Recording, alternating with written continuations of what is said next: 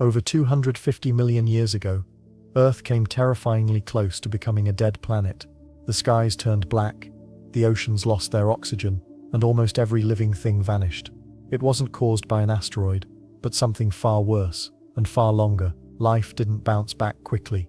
So what kind of world was left behind after everything died? The sky was quiet at first. The sun rose like it always did, glowing gold over the wide forests and deep blue seas. Wind swept across the tall tree ferns and mossy ground, shaking the leaves just a little. Birds didn't sing because there were no birds yet, but the forests were alive with sound. Strange creatures crept and crawled, hissed and growled. Thick-bodied lizards with sail-like backs moved through the ferns. Small insect wings fluttered with a soft whir. The rivers bubbled gently as they moved over smooth stones. It looked like a normal morning on Earth, but something far beneath the ground was waking up. Deep under the land we now call Siberia, the Earth's skin had started to crack. Not all at once, not with a boom, but with a slow and rising heat. Something dark began to push up. Molten rock. It moved like heavy syrup, slow but unstoppable. It rose through the cracks in the crust, building pressure. Then, finally, it reached the surface. The first volcano erupted, throwing glowing lava into the sky. Fire rained down. Ash followed. Then another volcano erupted. Then another and another. The sky started to change. Thick black smoke curled into the air. It didn't drift away like a normal cloud. It stayed, hanging heavy, spreading out like a dark blanket. The sun dimmed behind it. Shadows grew longer. Days grew darker. The volcanoes didn't stop. They roared for years. Not 10, not 100, but hundreds of thousands. The eruptions went on, pouring lava across the land. The lava didn't just form tall cones. It spread out in giant sheets, turning forest into rock. In some places, it stacked up over a mile thick. That area would later be called the Siberian Traps, named not for danger, but for the step-like layers the lava left behind. The air began to fill with more than smoke. The volcanoes released carbon dioxide. Too much. This gas had no smell, no color, but it changed everything. It trapped heat in the atmosphere like a blanket around the whole planet. Slowly, Earth began to heat up. It didn't feel like summer. It felt like a fever. Some scientists think the world warmed by over 10 degrees Celsius. That might not sound like much, but for the planet, it was a huge change, hotter than it had been in millions of years. The oceans started to notice. Warm water stayed on top. Cold water couldn't sink like before. The deep sea stopped moving. Oxygen ran out down there. Fish swam up higher, looking for air, but even the shallow waters were changing. Green bacteria began to bloom. Not normal ones. These were ancient, strange ones. They fed on light and sulfur. They gave off a gas called hydrogen sulfide. It smelled like rotten eggs, but it was more than smelly. It was poison. If enough of it reached the surface, it could kill animals, even on land. Plants were in trouble too. The air had more carbon dioxide, but not enough clean water. Rain mixed with volcanic gases and turned to acid. That rain fell on leaves and soil, burning and breaking things down. Trees withered. Forests thinned. Roots loosened.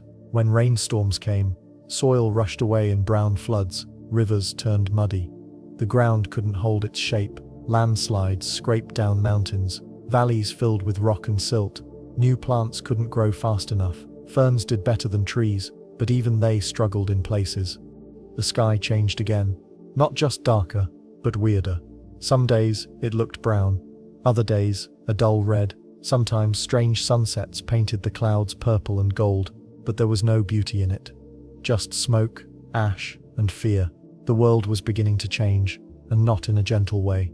Animals moved through the gloom, confused. They couldn't find food. Some couldn't find their way back to their burrows or nests. Whole groups vanished. The forests fell silent, one by one. And still, the volcanoes kept erupting. The lava kept pouring. The gas kept rising. It was like a wound that wouldn't heal. The earth seemed sick. Hotter, darker, harder to breathe. Somewhere, deep in the oceans, strange life forms were spreading. On land, survivors grew fewer. A few small animals dug into the ground, hiding from the heat.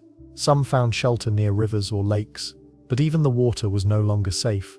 Some lakes turned red from iron, some bubbled with gas, Some dried up completely. The clock was ticking. Something terrible was coming. A mass extinction. The biggest one Earth would ever face. Bigger than the one that killed the dinosaurs. Bigger than anything before or after. Scientists call it the end Permian extinction, but some call it something else. The Great Dying. It hadn't happened yet. Not fully, but all the signs were there. The Earth was groaning, cracking, burning, breathing poison, and soon almost everything would be gone. But no one could stop it. No creature, no tree, no ocean current, no wind. The forces had already been set in motion. Deep time moved slowly, but not gently. The Great Dying had begun, and Earth would never be the same. The world had already started to change, but now, everything began to fall apart. The trees didn't fall all at once. First, their leaves thinned, their roots dried, the ground cracked beneath them. Slowly, forests turned to open patches of dirt and ash. The air was too hot, the soil couldn't hold water. Acid rain washed over everything, burning soft leaves and turning green plants yellow. Huge trees, once thick with needles and cones, stood bare like skeletons. Some collapsed into blackened piles, others just faded, branch by branch, until they were gone. When the forests died, the animals followed. Insects buzzed less and less. Their wings once sparkled in the sunlight. Now the sky was too dim. Dragonflies no longer hovered over ponds. Beetles no longer crawled across tree bark. Many kinds disappeared completely. They had lived through many changes before. But not this. Their tiny bodies couldn't handle the new world. Insects had survived for hundreds of millions of years. But now, even they were in danger. The silence that followed was not peaceful. It was strange, too quiet, unnatural. Bigger animals were confused. They walked through the dying forests, looking for food they could no longer find. Dimetrodon, with its tall sailback, once ruled the riversides, but now the rivers were brown and warm, filled with dead plants. Its prey was gone. It grew weaker with each step. Farther south, the armored periasaurs struggled in the heat. Their thick skin couldn't cool fast enough. Their heavy bodies needed shade and mud, but the mud had dried, and the shade was gone. Tiny streams once flowed through valleys, clear and cold. Now they were filled with dust. Some dried completely. The ground cracked open where the water had once danced. Fish lay stuck in the shrinking pools, gasping for air. Their gills flared but found no oxygen. One by one they flipped to their sides and stopped moving. Frogs, if there were any yet, would have found no safe place to lay eggs. Even the places that once gave life had become still and dry. In the seas, life was also breaking apart. Coral reefs turned pale, then broke into pieces. Shells dissolved in acid-rich water. Bivalves and brachiopods, once tucked safely in sandy seafloors, now floated lifeless in the current. Trilobites, who had survived wave after wave of extinctions, were finally gone for good. Their shiny bodies, once lined with perfect plates, settled into the quiet mud for the last time. Above the seafloor, the water shimmered green, not from sunlight but from blooms of bacteria. These strange green microbes fed on sunlight and sulfur. They thrived in the warm, still waters, but they made the ocean poisonous. Instead of giving off oxygen, they released hydrogen sulfide, a deadly gas. That gas rose up through the water. It bubbled like rotten eggs. It spread through the waves, chasing away anything that swam. Sharks turned sluggish, ammonites drifted and sank. Long-bodied sea reptiles like early nothosaurs gasped as they swam, but there was nothing left to breathe. They vanished from the shallows. They vanished from the reefs. The deep sea was already empty. Now the surface was joining it. Now the surface was joining it. The oceans had become traps. Up above, the sky was no longer blue. It had turned a sickly grey. Smoke still filled the air from the endless volcanoes. But now, the poison wasn't just from ash. Gases filled the atmosphere. Sulfur, carbon dioxide, methane. They wrapped around the planet like a thick coat. They didn't let the heat escape. The Earth kept warming. Some places may have reached 50 degrees Celsius, hotter than a desert. Rain came less often, and when it did, it came hard. It tore across the ground, pulling soil into rivers, filling lakes with sand and grit. Without trees, nothing could hold the land in place.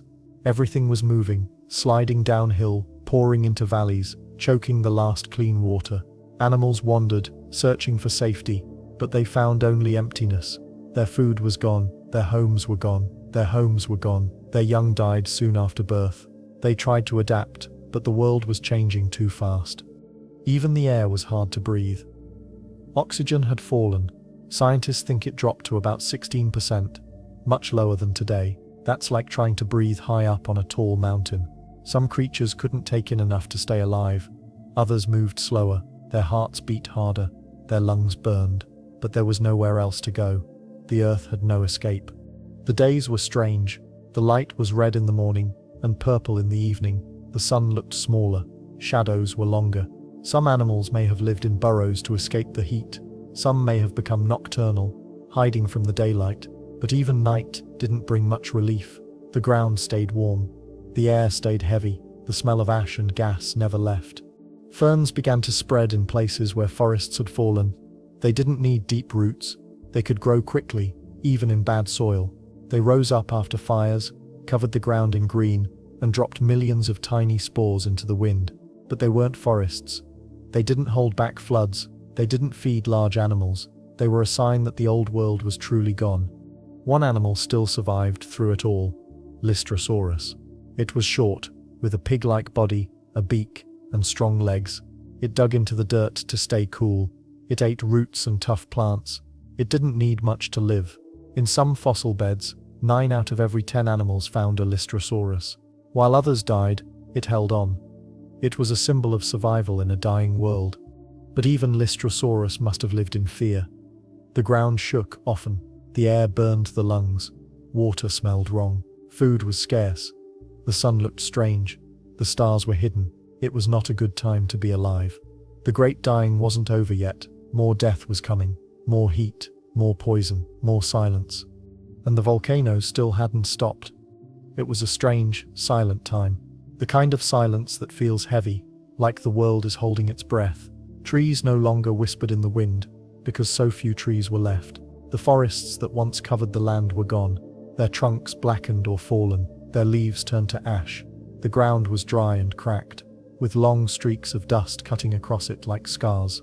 In some places, ferns had begun to grow, small and soft, their green leaves rising bravely from the grey dirt. But they were lonely. There were no buzzing insects, no birds flitting between branches, no sound of animals moving through the underbrush. The world had gone quiet. The air still smelled like sulfur, sharp and rotten. The sky was still too dark, filled with haze and smoke that never seemed to blow away. Each sunrise looked weak and reddish, like a fire behind fog. At night, the stars were hard to see. Everything felt dim, like someone had turned the lights down on Earth. It was not cold though. It was too hot, always too hot. Even when the wind blew, it brought no coolness. Just more heat, more dryness, more dust. The planet had changed. It wasn't just sick anymore, it was something else entirely. In this new world, there was almost no color, no bright flowers, no colorful feathers or shells. Just dull browns, grays and greens. Everything looked tired, even the land. Rivers no longer ran clear. Many had dried into cracked riverbeds. Some held only warm, shallow pools with strange smells. The fish that had once filled these waters were gone. The few that remained swam slowly, gasping at the surface where a little oxygen still clung to the top of the water. Below the surface, things were worse. The deep sea had become a deadly place. Without oxygen, the water had turned quiet and still. Strange bacteria grew there, releasing poisons that bubbled up toward the light. The ocean, once blue and full of life, was now greenish, sometimes even purple, from the thick blooms of these tiny microbes. They spread fast, feeding on light and chemicals, taking over where animals had once lived. Coral reefs, once bright with color and sound, were nothing but piles of broken rock now. The reefs didn't just die, they disappeared. No fish darted through coral branches. No shrimp crawled across coral stone. It was like a whole underwater city had turned to rubble. On land, the animals that had once ruled were gone. Dimetrodon, with its big sailback, no longer hunted near the swamps. The heavy, thick-skinned parasaurs had fallen, their bodies left to dry in the heat. Even the small ones had vanished. Creatures that had once dug burrows or scampered under leaves were no longer there. The tracks in the mud had faded. The sounds they made had faded. The bones that remained turned white in the sun. But not everything was gone. One creature still walked through this broken land, Lystrosa. It was not beautiful. It had a squat body, thick legs, and a short tail. Its face looked almost like a shovel, with a beak that could bite into hard roots. It had no fur, no scales, just tough skin that helped it survive the heat. It walked slowly, its belly low to the ground. It moved in herds sometimes, maybe following dry riverbeds or searching for soft plants to eat. It dug into the dirt when the sun got too hot. It stayed close to others of its kind. That helped. Nothing else had such numbers. In some places, fossil beds show that 9 out of every 10 animals were Lystrosaurus. That's how rare other life had become. These creatures had no real enemies, not because they were strong, but because there was almost nothing left to hunt them. They didn't need much food, they didn't move far, they didn't ask for much from the land, and so they got to live. Above them, the clouds moved slowly. They no longer brought fresh rain. When they did open, the water fell hard and fast, tearing at the land instead of feeding it. The rivers filled with mud. The lakes turned to brown puddles. Seeds had no safe place to land. Plants couldn't grow tall. Everything stayed low to the ground, flat, fast-growing, and quick to die. The coal swamps that had once covered Earth had turned into dusty plains. For millions of years, no new coal would form. That's how bad it was. The air still lacked oxygen. Animals that once breathed easily now had to work harder with every step. Their lungs strained, their hearts pumped faster, but it was never enough. If you were to stand on Earth back then, you'd feel dizzy. Your chest would hurt. You'd feel like you were standing on top of a mountain, even if you were at sea level. That's what the world had become. Far away, the volcanoes had not stopped. In Siberia, lava still spilled out across the land, spreading like thick rivers of fire. The gas still rose into the sky, mixing with the wind, traveling across oceans, wrapping the world in a slow-burning fog. The carbon dioxide made the planet hotter still. The methane, a stronger gas, made it worse. Heat waves came more often. Droughts lasted longer. Fires burned more land. Lightning flashed but brought no rain. It was like Earth was boiling from the inside out. And through it all, time ticked slowly. Days passed. Years passed. But nothing changed quickly. Recovery did not come. New species did not appear. The world stayed broken. It was not frozen, not burned away, but stuck in something in between.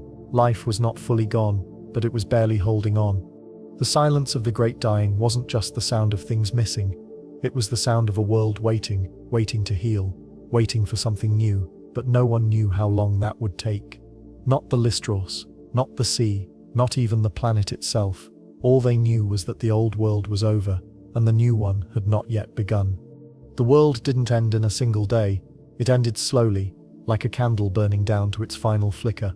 Each year brought more heat. Each season brought more silence. The volcanoes in Siberia kept spilling lava, not in tall cone-shaped mountains, but in wide, flat sheets that stretched for miles. The rock cooled and stacked, layer upon layer, building strange steps across the land. These lava fields stretched wider than any country today. Some of the flows were hundreds of feet thick. They covered forests, rivers, even lakes, and still the eruptions continued. For over 1 million years, fire poured out from inside the Earth. The gases the volcanoes released were worse than the lava. Carbon dioxide filled the air, methane followed. These gases made the Earth hotter and hotter, like wrapping a thick blanket around a sick body. The planet couldn't cool off. It was stuck in a fever. Some places got so hot, they may have reached 50 degrees Celsius. That's hotter than any desert today. Plants dried out, soils cracked open, fires spread without lightning, even the wind carried heat. The oceans could not escape. The surface waters warmed first. Then, as warm water stayed on top, the deeper water lost its movement. Without mixing, the deep ocean lost its oxygen. Dead zones spread across the sea floor. These were places where no fish, no clams, no coral could live. In some parts of the ocean, the water didn't just lose oxygen, it filled with poison. Hydrogen sulfide, a gas made by strange bacteria, bubbled up from the deep. It smelled like rotten eggs. It was deadly to almost every animal. It may have even leaked into the air above the waves. If too much reached the land, animals breathing near the coast could have died in hours. Still, a few things lived on. In the oceans, tiny shelled creatures like ammonoids clung to life. Their shells twisted like ram's horns. They floated in the upper waters, hunting small prey, but the water around them was thick with green and purple algae. The light was strange.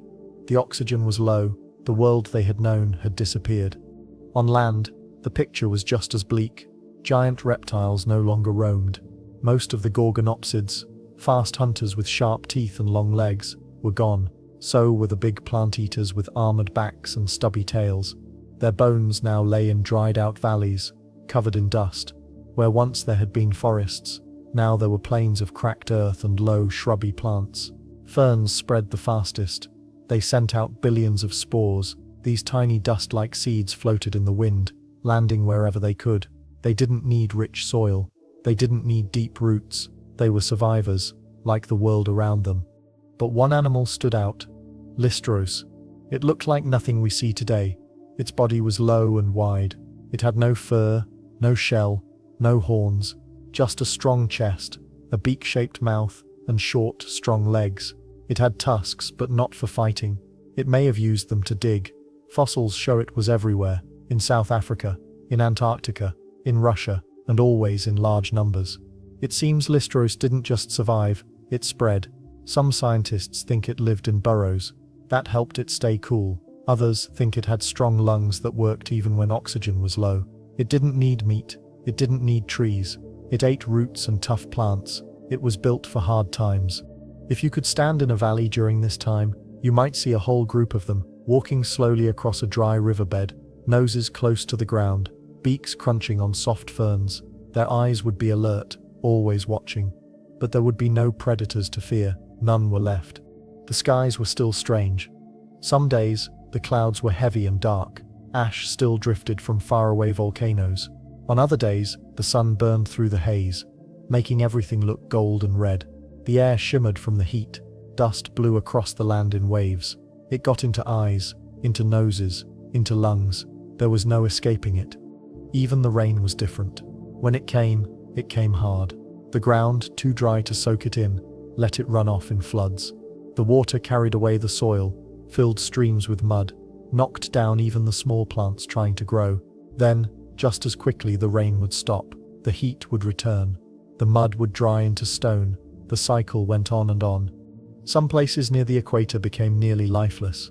The heat was too great, the oxygen too low, the plants too few.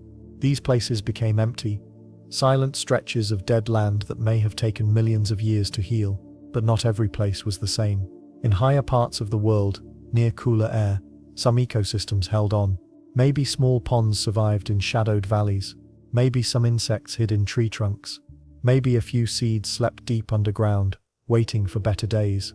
That hope, small and hidden, was still there. The earth had not fully given up. Though the old world was gone, a new one was beginning to stir. It was not beautiful yet. It was not strong yet. But it was there, in the quiet breath of a sleeping Lystrosaurus, in the soft green of a growing fern, in the cool shadows of a wet rock where moss began to return. Life, though beaten down, still had a spark. It would take millions of years for that spark to grow, but it had begun, and that meant the story was not over. The land looked quiet, but danger still filled the air. The great dying was not over. The volcanoes in Siberia had slowed, but deep underground, heat still moved. The gases they had sent into the sky were still there, wrapped around the planet like a thick, heavy coat. Even though lava no longer poured across the surface in great floods, the world had not healed. The skies remained grey. The sunlight that touched the ground was weak and strange, sometimes pink, sometimes red. Days felt long and still, with no breeze, no sound of animals, no shade from tall trees. The world was trapped between death and recovery, but for now, death was still winning. The oceans stayed poisoned. Along the shores, the water looked flat and green. Thick mats of microbes floated on top, spreading fast, feeding on the heat and the light. Below them, the water turned dark. The deeper layers had no oxygen. In many places, everything that once swam or crawled was gone. No fish chased prey. No clams filtered water. No coral waved with the tide. The water itself had changed. It was warmer, heavier, and full of toxins. When bubbles of gas rose to the surface, they carried a smell like rot and eggs. That was hydrogen sulfide, deadly to most life. Some scientists believe this gas didn't stay in the oceans. They believe it rose into the sky, mixed with the air, and spread across the land. In small amounts, it would make animals sick.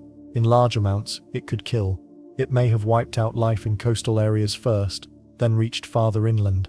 It's possible that this poisonous gas helped finish what heat and fire had started. Plants could not survive long in such air. Even the few animals that remained found it harder and harder to breathe.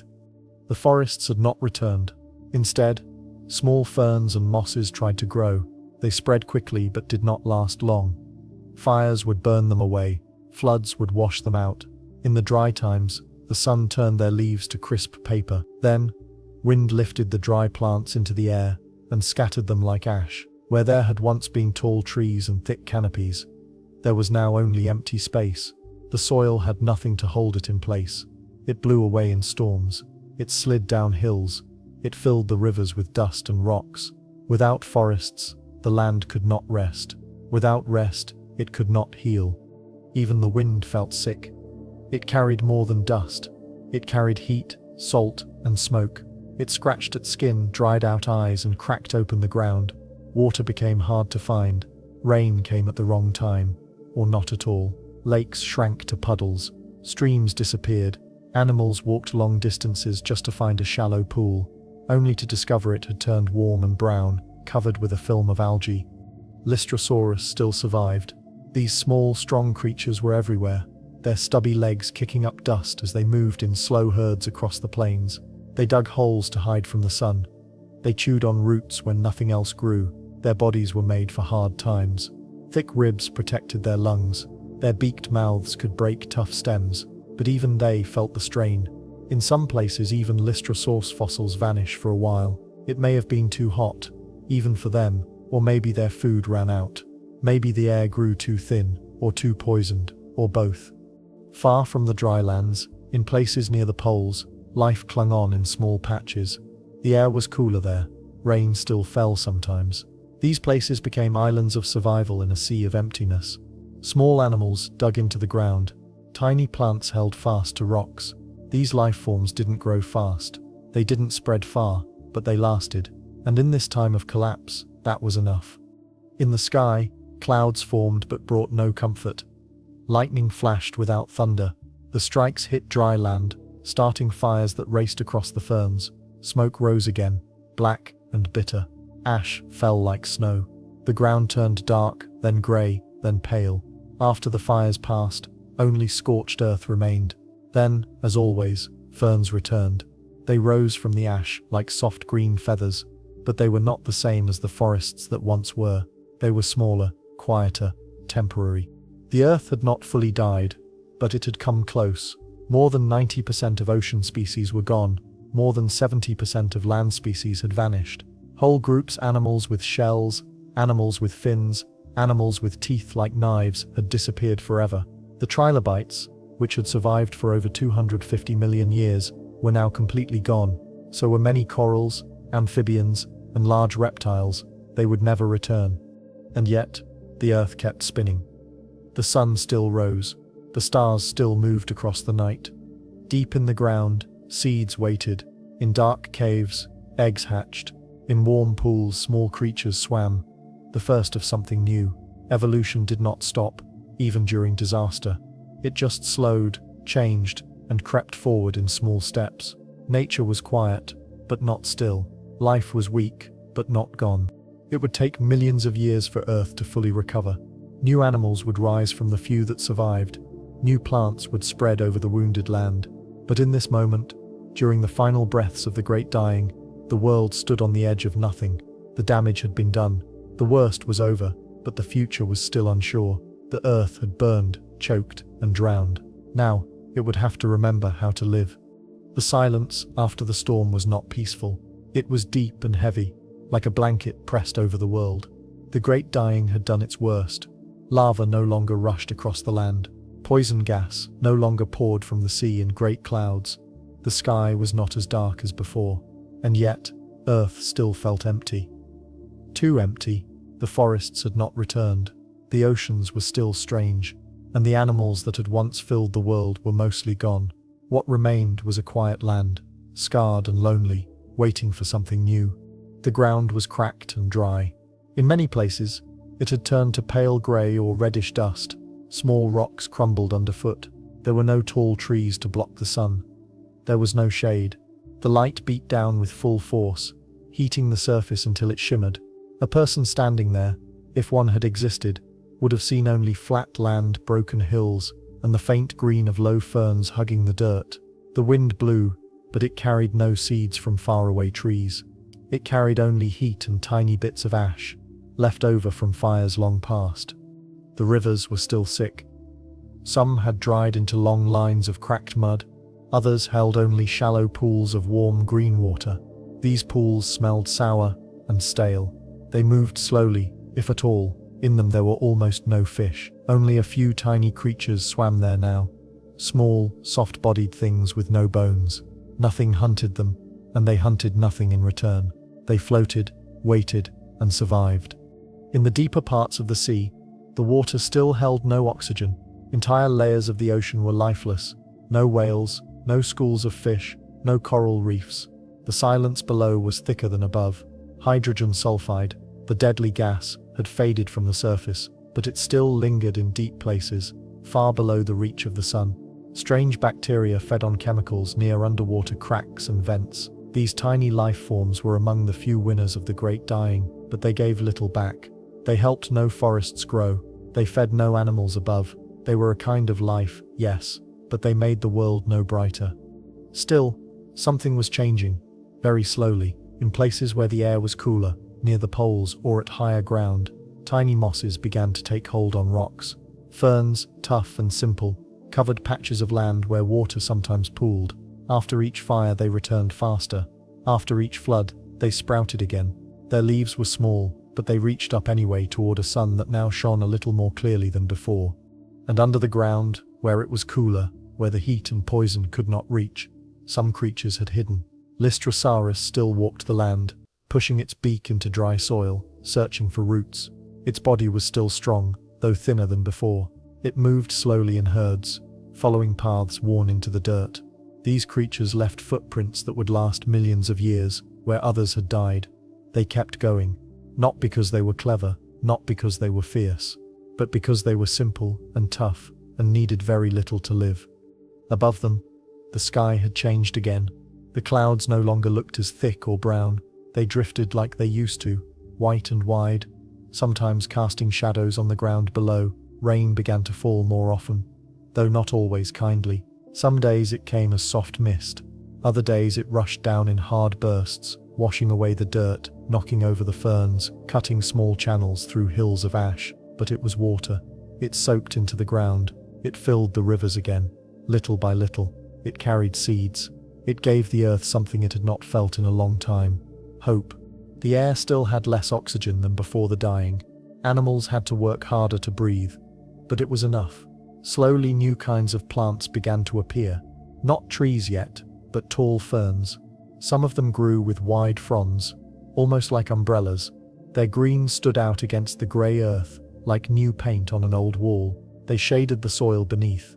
They gave shelter to tiny insects that had returned, buzzing softly, laying eggs in the cracks of damp wood. In the seas, the first new reefs were not coral but something much older: stromatolites. These were mounds made by layers of microbes. They rose slowly like underwater towers, building little by little. They did not shine or sway like corals, but they were alive. They took in sunlight. They made oxygen. They became places where other life could gather. Tiny shellfish clung to their sides. Small worms wriggled nearby. The ocean, once green and still, now had patches of blue again, lit by shafts of sunlight. On land, the pace of change was slow. Entire lifetimes passed before anything looked different. But deep underground, evolution was already at work. Insects with stronger wings, amphibians that could handle drier weather, reptiles that laid tougher eggs. Nothing was certain, but life was learning how to live in this new world. The volcanoes were finally quiet. No new lava spilled out. No new ash darkened the sky. The ground in Siberia had cooled into black rock. The air above it shimmered with heat. But that heat came from the sun now, not from deep inside the planet. The gas levels began to drop. Slowly, the thick blanket of carbon dioxide thinned.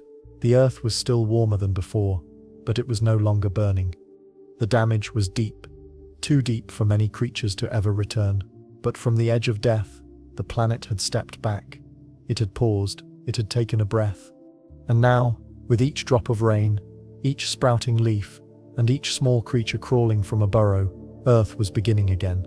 Not fast, not loud, but sure. Something new was on its way. The worst was over, but the world it left behind would never be the same. The Earth was still quiet, but the quiet had changed. Before, it was the silence of death, thick, heavy, full of loss. Now it was the silence of waiting. Something new was building beneath the stillness. Rain came more often, soft and steady, soaking deep into the cracked soil. Patches of green spread out like paint dropped on old stone. Ferns swayed in the breeze again. Their soft fronds danced in the wind, covering hills that had once been bare. Water pooled in low places. It no longer stank of rot, it rippled with life. Beneath the surface of these new ponds, tiny animals moved. Some had soft bodies like jelly, others had thin shells shaped like tiny hats. They drifted with the current or clung to rocks. There were no big fish to eat them, not yet. But still, they darted for safety. When the shadow of a cloud passed overhead, instinct remained, even in a world so new. On land, bugs had returned. Not many, and not all the same kinds as before, but enough to feel like the air was alive again. They buzzed low to the ground, searching for food, laying eggs. Their wings caught the sunlight as they passed over the ferns. Some fed on dead plants, others drank drops of water from leaves, and where the bugs returned, so did their tracks. Soft lines in the dirt, tiny trails across the mud, signs that life was not just surviving, it was beginning to explore again. In the distance, a Lystrosaurus lifted its head. Its body was covered in dust. Its tusks were chipped, but its eyes were clear. It sniffed the air. It could smell the rain. It could smell the new plants. It could hear something too, a sound it hadn't heard in a long time. Not thunder, not fire. A chirp, a tiny cry. Maybe a hatchling, maybe something else. The Lystrosaurus didn't run. It never ran. It lumbered forward, step by step, through ferns that brushed against its short legs. Farther down the slope, the land dipped into a shallow valley. Water pooled at the bottom, clear and cool. Along the edge, plants with longer stalks had begun to grow. They reached upward, trying to touch the sky. Their roots dug deep, their stems swayed in the breeze. They were not tall trees. Not yet, but they were taller than ferns. A new kind of plant. Something different. Their shapes were strange. Their color was richer. They held on to moisture, even in the dry times. Around these plants, footprints dotted the soft mud. They were small at first, almost like bird tracks. 3 toes, sharp ends, but no feathers. These were early reptiles, newly evolved from the ones that had survived the heat. They had longer legs now, stronger lungs. They could run, not far, not fast, but they were learning. Every day they explored farther. Every night they found shelter under leaves or in cracks between rocks. The stars above them looked the same, cold and far, but the air between the ground and the sky had changed. It was clearer, easier to breathe. Oxygen had started to return, slowly but surely. As plants spread, they pushed more oxygen into the air. It was still not like it had been before the Great Dying, but animals no longer gasped with every step. They no longer lived just to survive. They lived to move, to find, to try. Insects made homes in dead logs. Mosses climbed the sides of rocks. Reptiles laid eggs in warm soil. Some eggs never hatched.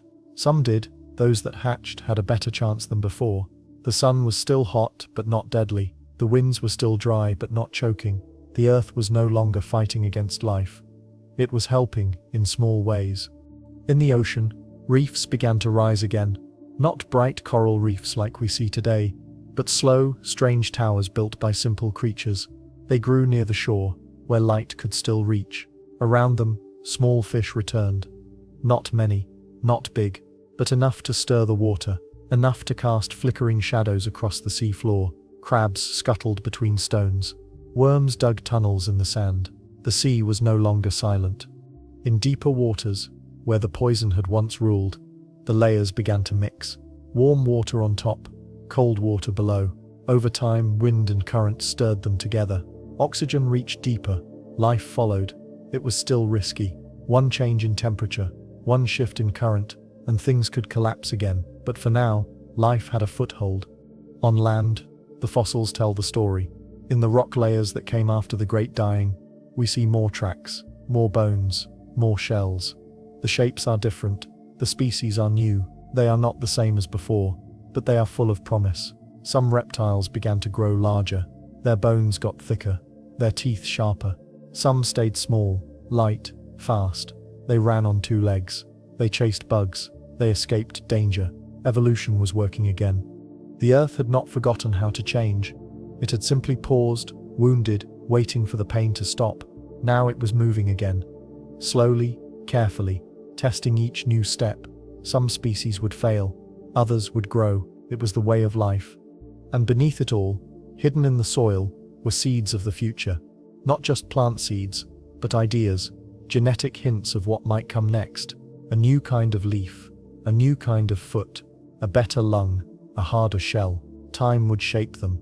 The planet would test them. And over millions of years, the quiet survivors of the Great Dying would become something greater.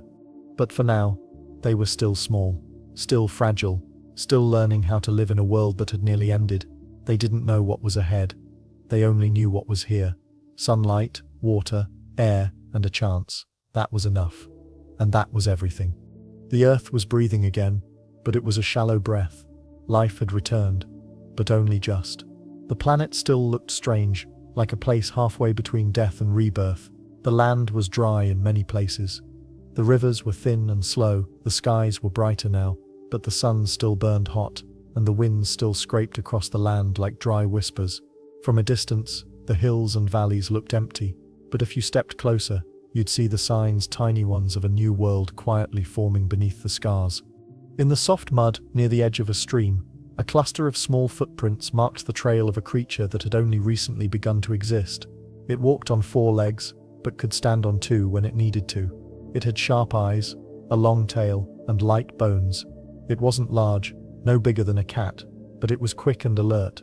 It paused to sniff the air, listening for sounds. It didn't know it, but it carried something new in its body, a change, small but important. It would pass that change to its young, and they would pass it on again, until something entirely new would one day walk the earth. In the air above the creature, a bug zipped by, its wings beating so fast they hummed. It had survived by staying low, hiding in cool places, feeding on whatever it could find. Now, it flew freely, dodging leaves, landing on new shoots of green. The plants it fed on had grown taller, not towering trees, but taller than the short ferns that had covered the land earlier. These plants had strong stalks, and their leaves pointed toward the sun. They soaked in light and turned it into food. In return, they released something precious: oxygen. The air now held more of it than before, still less than the time before the Great Dying, but enough to matter, enough to help lungs breathe easier, enough to help hearts beat steadier. The animals didn't know why they felt stronger.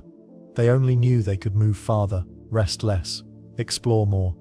At the edge of an ancient lava field, where the black rock had cracked under the pressure of time and weather, thin soil had gathered in the breaks. Out of those cracks, moss grew. Next to it, small, vine-like plants had begun to spread. They reached across the stone, wrapping it, covering it, slowly turning rock into earth again. And when the wind blew hard, carrying seeds and dust, some of those seeds landed in this new soil and found just enough to grow. Lystrosaurus was still here, its wide feet pressing softly into the dirt as it moved across the land. It had changed little in all this time. It didn't need to, it was already built for survival. But even it was not alone anymore. Behind it, a smaller creature followed, similar in shape but slightly different. Its beak was narrower, its legs a little longer. It ate different plants, made different sounds. Maybe it was a cousin, maybe it was a new branch on the family tree. Either way, the world had room for both. In the nearby valley, the wind picked up dust from the ground and scattered it into the air. But this time, when it settled, it did not land on empty rock. It landed on green. Ferns waved gently in the breeze. Bugs moved between them. Reptiles skittered beneath. They laid eggs in warm patches of sunlit soil. When the eggs hatched, small creatures blinked at the sky, their eyes wide, their legs unsure, their bodies soft, but they moved. They learned. They lived. In the ocean, things were changing too. The water near the surface sparkled in the sunlight. Waves moved gently, brushing against new reefs that had started to grow. These reefs were made not just by microbes anymore, but by tiny shelled animals that built hard homes for themselves. They stacked those homes together, forming rough walls and ledges. Fish, not many, but some, swam near them. Their scales caught the light. They twisted their bodies in the current darting between shadows.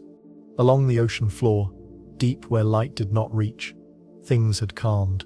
The poison had faded. The hydrogen sulfide was no longer rising in deadly clouds. The water mixed more freely now, bringing oxygen down and lifting nutrients up. Worms, soft-bodied and blind, tunneled through the mud. Small crustaceans walked across the sea floor, their tiny legs feeling the sand beneath them. The ocean was not yet full, but it was no longer empty. Storms still came, fires still burned, droughts still cracked the ground in places. But now, something followed after each disaster: regrowth. After fire, the ferns returned. After flood, the moss came back. And always the wind carried new seeds. And always the sun returned after the rain. Far from the valleys and streams, high on the rocky slopes of what would one day become mountains, a lone creature perched on a flat ledge. It was not large. Its skin was dry and scaly. Its toes curled around the stone. It sat still, watching. Below, the land stretched out, green in some places, brown in others. Quiet, strange, changing.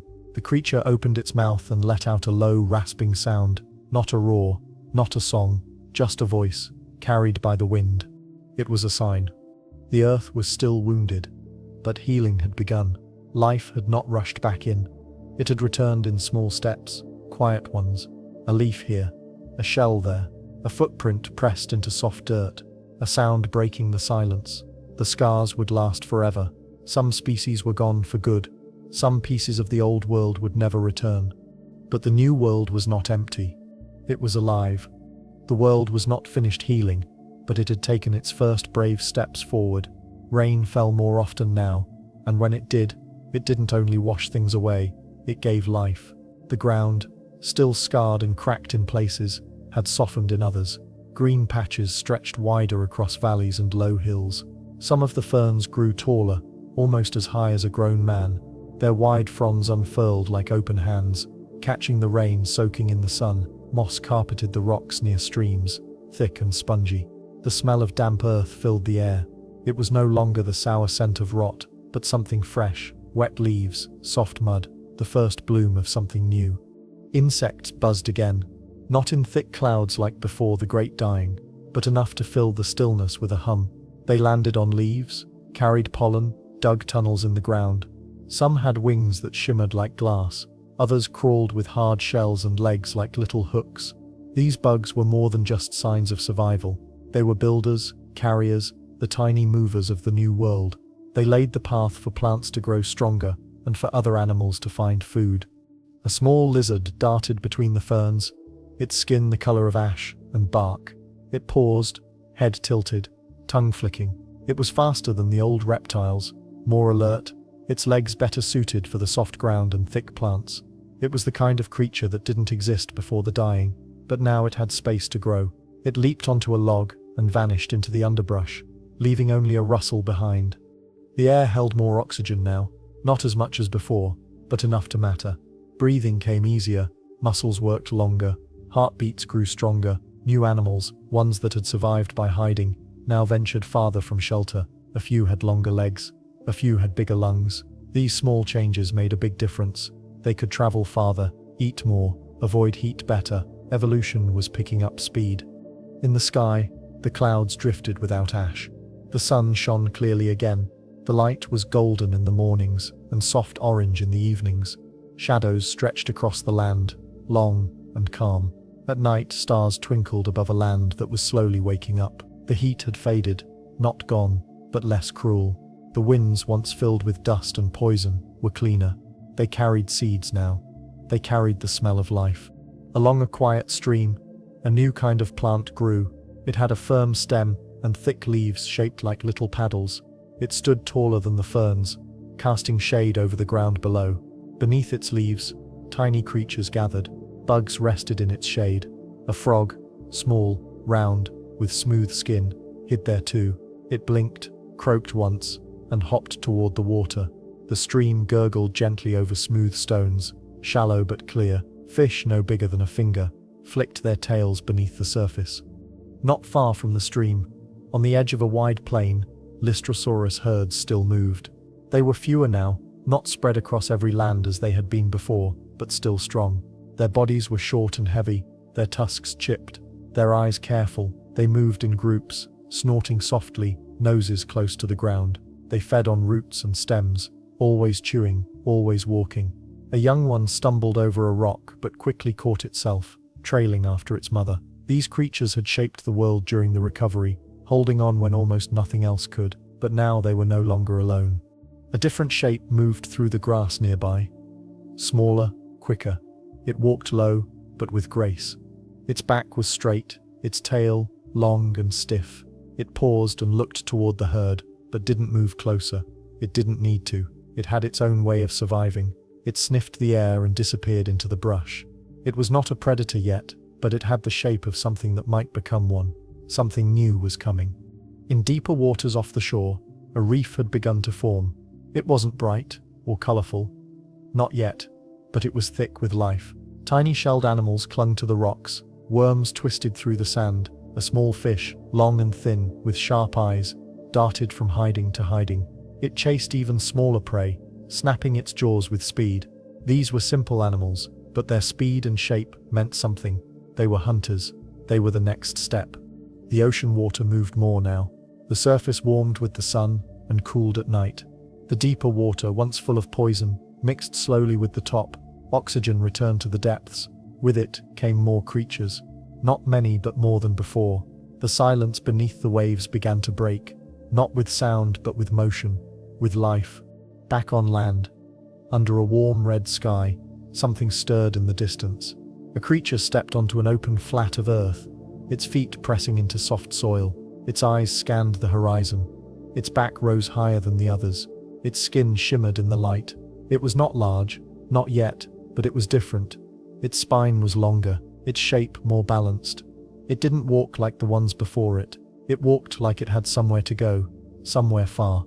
The world had been broken. It had been scorched, drowned, poisoned, and buried. But now, it was building again. The pieces were not the same, but they were fitting together. Each day brought something new, an animal, a plant, a patch of shade, a deeper breath of air. The worst was over, and the future was taking shape. But something lingered in the air. Not fear, but a kind of tension, like the quiet before a storm, like a story not yet finished. The earth had opened the door to life again, but no one knew what would walk through it next. Something would. Something always does. And this time it might be something greater than before. The sun rose over a changed world, but the land did not roar back to life. It whispered, it stirred, it breathed soft and slow. The earth was still tender, like skin after a deep wound. But the surface was no longer just bare rock and grey ash. New greens stretched wider, each season. Soft mosses hugged stone, ferns bent with the wind. Strange new plants poked up in places they had never grown before. The planet, once nearly silent, had found its voice again, not in thunder or fire, but in the rustle of leaves and the scurry of tiny feet. In the morning light, a creature stepped into view. It was not big, not strong, but it was fast. It walked upright. Its small claws curled in front. Its head turned quickly, side to side, scanning for danger. Its eyes were sharp and bright. This creature had never seen the world before the dying. It didn't remember the forests that used to cover the hills, or the giant animals that ruled the rivers. It only knew this new place.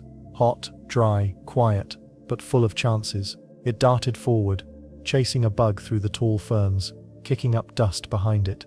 A breeze swept through the valley. It moved the grasses in waves. The plants here were different now. Some had tougher leaves, some had deeper roots. They had adapted to the heat, to the poor soil, to the long dry days.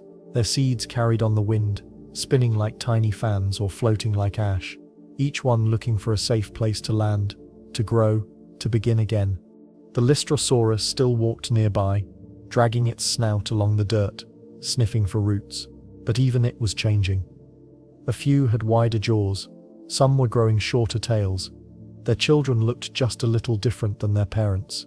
It happened slowly, but it was happening. What had once been a world of survivors was becoming a world of explorers. Creatures didn't just hide from danger anymore. They moved toward the unknown. Farther down the hill, near a small stream, another creature blinked in the sunlight. It was no longer shaped like the reptiles before it. Its legs were longer, its back more balanced. It stood taller, its feet made clean tracks in the mud. 3 toes, thin claws. Its body was light, built for speed. It didn't graze like the old plant eaters. It hunted, not for large prey. There were no big animals left, but for small ones. Bugs, lizards, frogs. Its teeth were sharp, its gaze focused. It was part of a new kind of predator, born from the ashes of old worlds. At night, the world no longer glowed red from lava or darkened under thick clouds of ash. The stars shone clearly again, crisp and cold. The moon cast silver light across the plains. In the stillness, sounds returned. A croak from a stream, the flap of wings in the brush, the high, soft cry of something calling out for its kind. These were not the same cries heard before the dying. These were new voices in a land starting over. Insects ruled much of the lower world.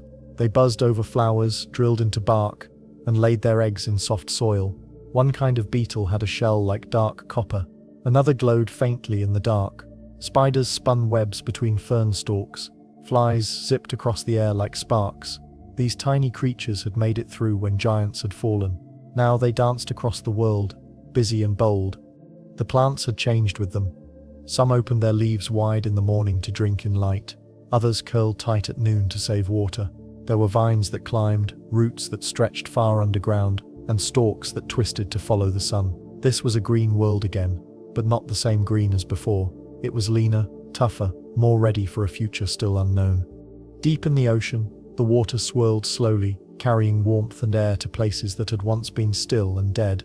More fish had returned, tiny silver flashes darting between rocks. Shellfish clung to reefs made by small, tireless builders. Sea worms twisted through the sand, leaving tracks behind them. Even deep in the dark zones, life stirred. Bacteria fed on heat from undersea cracks. They didn't need sunlight, they just needed time, and time was something the earth finally had again. Storms still came, lightning flashed, fires still burned, droughts still came without warning, but something had changed in how the world responded. After each fire, the ferns came back faster. After each drought, seeds still sprouted. The damage never stayed. The land was learning how to recover. Each living thing now was different from what had lived before, not just in shape, but in strength, in memory. In the quiet code inside their cells, something had shifted. Lessons learned in fire and ash were passed down. Traits that helped survive were kept, and new ones formed by chance, waiting to find out if they were useful. A young predator crept low through tall grass. It didn't know the history of the land it crossed. It didn't know about the heat that once baked the soil or the gases that once poisoned the air. It didn't know it walked on bones, buried deep below, bones of creatures that ruled long ago. It only knew what its nose told it. Something small had moved nearby. It pounced. The grass shivered. The world held its breath, then silence again. This was the pattern now. Quiet, then motion. Stillness, then life. A world no longer ruled by fear, but by chance and change. The earth would never return to what it had been before the Great Dying. That world was gone. But in its place, a new chapter was beginning, one written by smaller creatures, tougher plants, and new shapes that had never been seen before. Evolution had not stopped. It had simply waited. And now, with every breath of wind, every drop of rain, and every step across the soil, the future was being written all over again. The morning sun rose over the cliffs and spilled golden light across the wide valley below. The shadows stretched long and cool, but the land was already waking. Birds, or at least what would one day become birds, hopped between branches. Their feathers were small and rough. They didn't fly, not yet, but they flapped and jumped, testing the air. They called to one another with short, sharp sounds. These calls echoed across the valley and bounced off the stone, joining the chorus of a world that no longer feared silence. Below the cliffs, the ground sloped gently into a shallow basin. A stream curled through it, its water clear but slow. Small fish flicked beneath the surface. their bodies flashing silver when the light caught just right. Dragonflies skimmed across the water, wings buzzing like soft zippers. A group of thick-bodied lizards rested on warm rocks nearby, soaking in the heat, eyes half closed. Their bodies pulsed slowly. Their bellies rose and fell. They moved only when they had to, conserving energy, waiting for the right moment to hunt. The plants around them had changed again, not just taller, but thicker. Their leaves were darker, holding more water.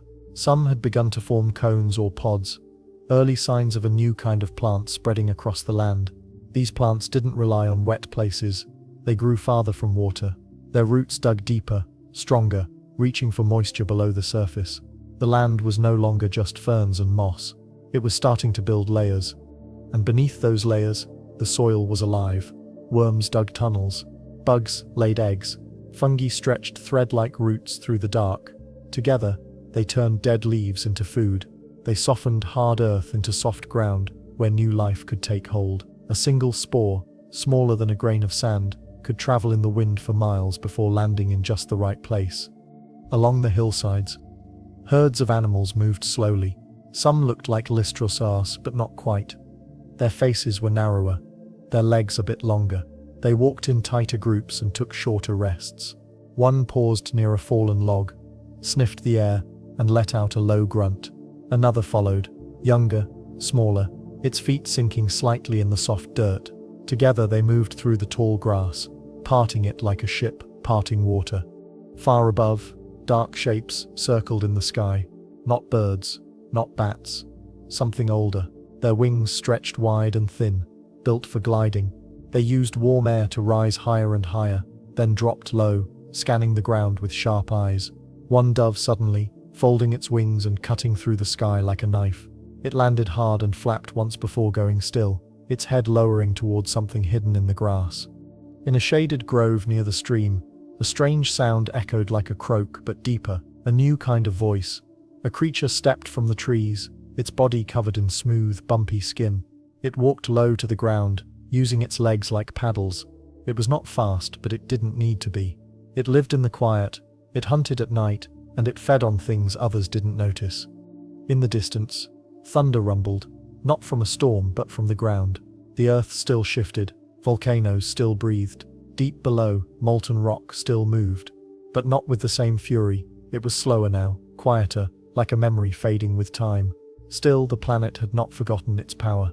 Smoke curled from distant cracks in the land, and the air sometimes carried the smell of sulfur. Even with new life rising, danger had not disappeared. Floods came without warning. Fires still burned when the dry winds grew too strong. Lightning cracked across the sky and lit whole hills ablaze. But when the flames passed, the green always returned. The plants regrew, the bugs returned. The animals came back, leaving prints in the soot-covered soil. On the coast, the sea had pushed farther in. Tides pulled at the sand, shaping smooth coves and wide beaches. Tiny crabs scuttled across the shore, digging holes and dragging bits of kelp into the dark. Tide pools formed in the rocks, filled with life, snails, small fish, bright algae. Waves rolled in, one after another, steady as breath.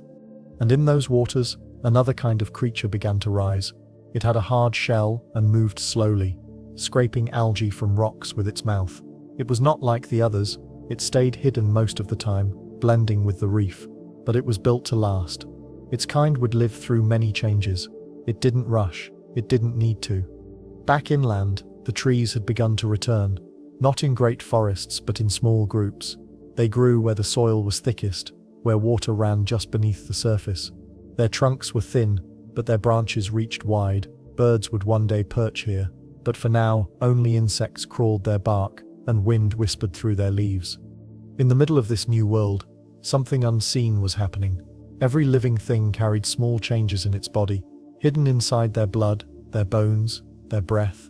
These changes, passed from parent to child, were shaping the future. One had better vision. One had stronger legs. One could go longer without water. These small changes stacked up, generation after generation. Evolution was not loud. It did not shout or roar. It whispered, it waited, it tested everything. And the earth was listening. The great dying had left behind a graveyard, but now, life was dancing slowly across its bones. With each step it wrote a new line in a story far from over. Because from this quiet place, this soft beginning would come the giants, the monsters, the strange and the beautiful. Dinosaurs would rise, oceans would bloom, wings would find the sky. But for now, the sun just kept rising, the wind just kept blowing, and life, fragile and fierce, kept going. The sky above the plain was pale blue, stretched wide, like an empty canvas. The sun, already high, sent warmth spilling over the tall grass, making the earth smell like dust and green things growing. Wind whispered through the stalks, carrying bits of pollen and seed, scattering them across the hills. Something had changed. Not loudly, not all at once, but piece by piece, life was no longer just clinging to the edges. It was moving, climbing, stretching into places it had not dared to reach before. In the center of the field, two small creatures chased each other through the grass. Their bodies were low to the ground. They ran on 4 legs, but sometimes paused and rose onto 2, sniffing the air, watching the trees ahead. Their tails flicked with each step. They didn't move in straight lines. They zigzagged, alert and playful. One let out a chirp. The other answered. Their calls bounced off the hills and returned like soft echoes. The land wasn't silent anymore. It had found its rhythm again. Close by, a line of trees marked the edge of something deeper. The forest wasn't thick yet, but it had grown. New kinds of trees had taken root. They stood tall, with straight trunks and thick branches. Their leaves were longer, shaped like fans or spears. They caught sunlight and didn't let it go. The ground beneath them was dark and cool, covered in fallen leaves and old bark. Tiny mushrooms pushed through the damp earth, their caps round and shiny like little coins.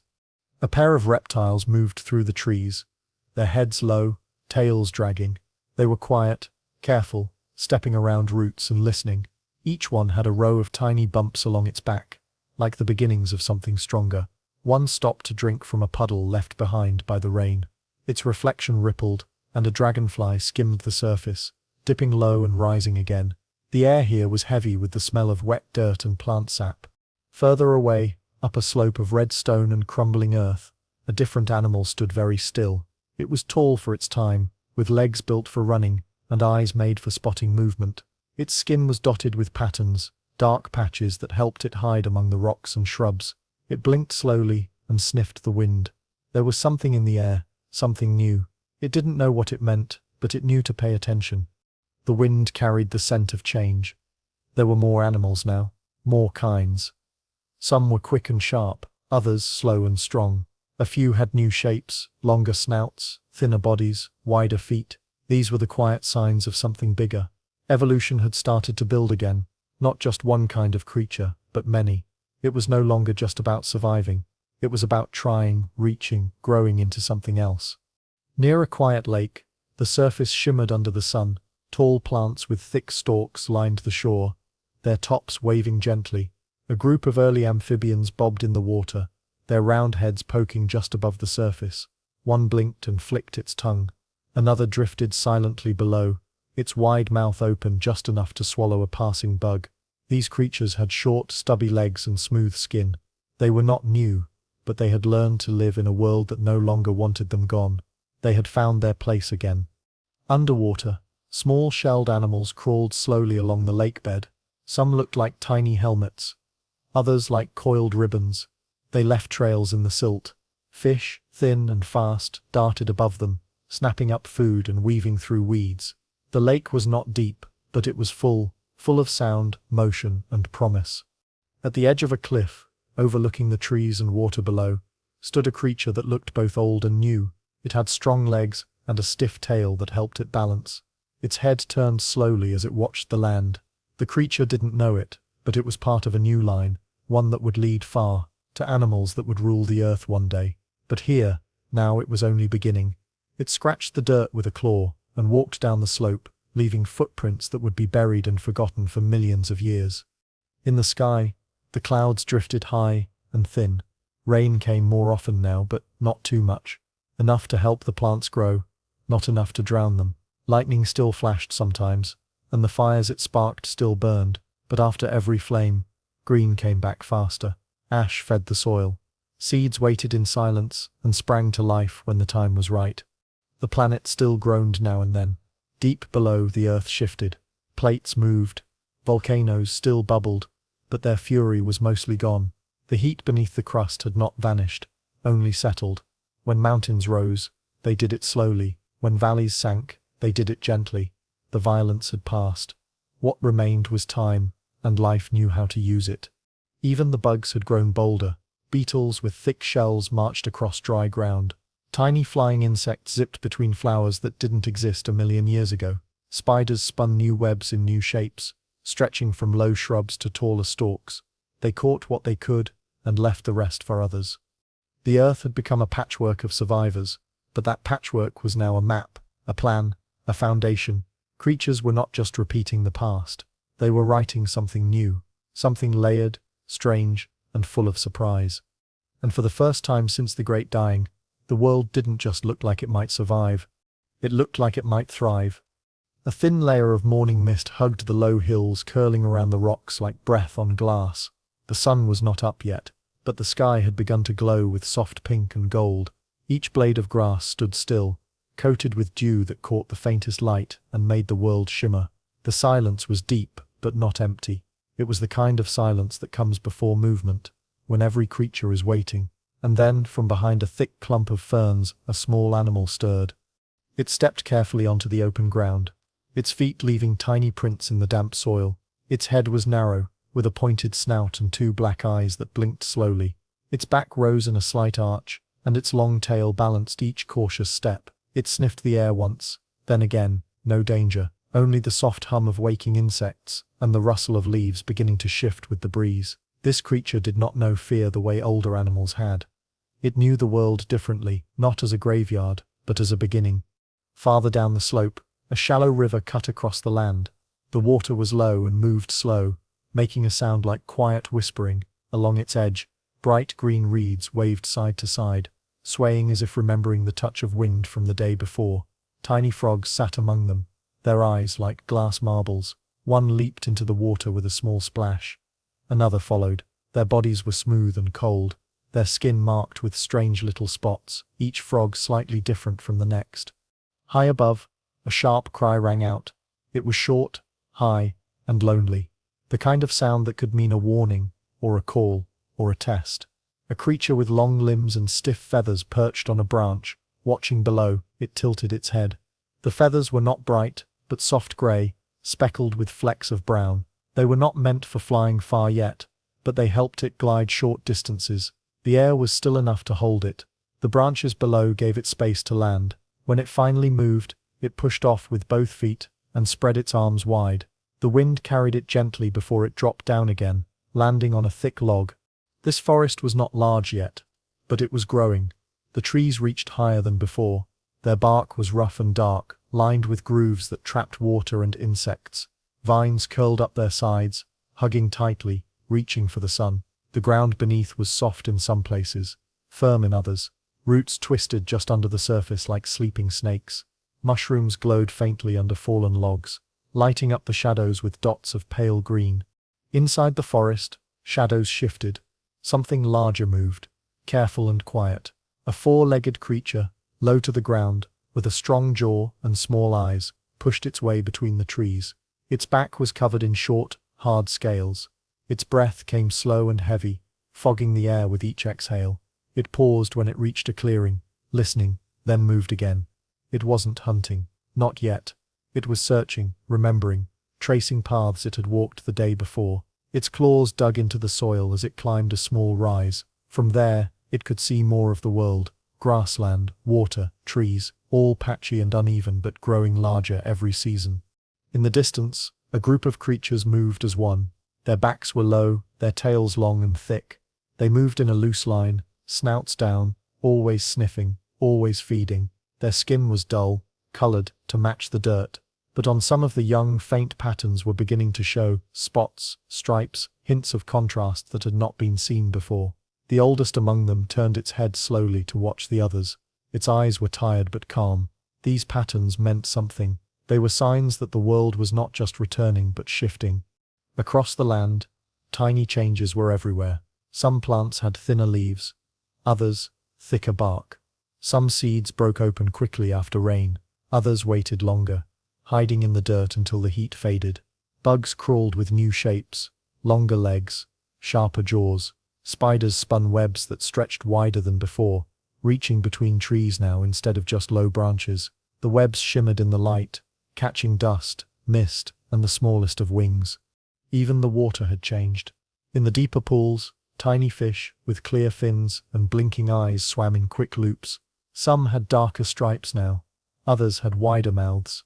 They chased things they had never hunted before. Larvae, tadpoles, even each other. At night, their bodies flickered slightly under the moonlight, like sparks in the dark water. And always, in every place, something watched. A quiet shape, hidden under a rock. A shadow, waiting in the trees. A figure, moving through the grass, just beyond the eye's edge. Not threatening, just present. Like the land itself was keeping count of each new step forward. Rain came lightly in the evening. Soft, cool, slow. It didn't flood. It didn't strip. It fed. The drops tapped gently on leaves and stones, gathering in grooves, soaking into cracks, filling the air with the clean smell of life. Afterward, the frogs croaked louder. The trees stood straighter. The wind carried more sounds, buzzing, chirping, padding footsteps in wet grass. And the stars returned. One by one, they blinked into view, sharp and cold above the quiet earth. The moon climbed slowly, casting long silver lines across the land. Under its glow, two small creatures curled together beneath a leaf. They had made it through another day. A simple thing, but in this world, it meant everything. The night was still, not empty. Just waiting. Because even in the calm, change was always at work.